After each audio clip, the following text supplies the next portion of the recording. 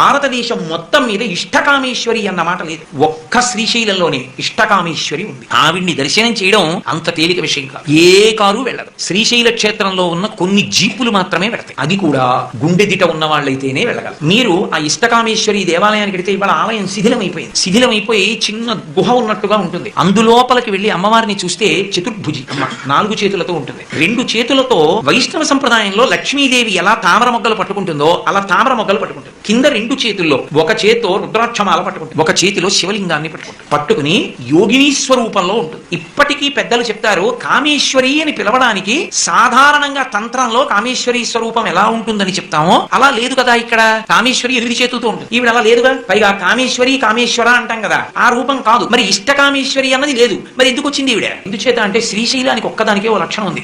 ఉత్తర భారతదేశంలో ఉజ్జయినికి ఉంది, కాశీ పట్టణానికి ఉంది. దక్షిణ భారతదేశం మొత్తం మీద మళ్ళీ శ్రీశైలం ఒకటి, ఇంకొక పట్టణం లేదు అటువంటిది. ఎందుచేత అంటే అక్కడ లేనటువంటి ఆరాధనా విధానం లేదు. అక్కడ కాపాలికుల దగ్గర నుండి ఉన్నారు. ఇప్పటికీ మీరు శ్రీశైలం లోపల ఉన్నటువంటి గుహల్లోకి ధైర్యంగా వెళ్లి దర్శనాలు చేయగలిగితే కాపాలికులు ఇక్కడ పూజలు చేసేవారనడానికి ప్రబల సాక్ష్యాలు దొరుకుతాయి. కాపాలికులు నరబలి కూడా ఇస్తూ ఉంటారు. అటువంటి కాపాలిక స్పర్శ కూడా క్షేత్రానికి ఉంది. అంతేకాదు అక్కడ స్పర్శ వీధి చేత ఒకనొకప్పుడు సిద్ధనాగార్జునుడు శ్రీశైలం కొండనంతటిని బంగారంగా మార్చే ప్రయత్నం చేశాడు. ఆయనే మూలికల మూట తెచ్చి త్రిపల వృక్షం కింద పెట్టాడు. అటువంటి గొప్ప గొప్ప ఔషధులన్నీ శ్రీశైల పర్వతం మీద ఉన్నాయి. అటువంటి శ్రీశైలంలో ఆ అమ్మవారి దగ్గరికి వెళ్లి కోరుకుంటే ఆ తల్లి తీర్చని కోరిక అన్నది లేదు. నీకేది ఇష్టమో అది ఇస్తుంది. కాబట్టి ఇష్టకామేశ్వరి. అందుకే భారతదేశం మొత్తం మీద ఇక ఆ రూపం లేదు, ఒక్క శ్రీశైలంలోనే ఉంది. ఇంకొక పెద్ద రహస్యం ఏంటంటే పరమ భాగవతోత్తములైనటువంటి వాళ్ళు వెళ్లి అమ్మవారికి బొట్టు పెడితే మెత్తగా మనుష్యుడి నుదురు ఎలా తగులుతుందో అలా తగులుతుంది ఆవిడ నుదురు. ఉలిక్కి పడతారు. ఈవిడ విగ్రహమా మానవకాంత అనిపిస్తుంది. ఆమె ఆయన లేనిదే ఉండదు. పక్కనే శివాలయం ఉండేది, కానీ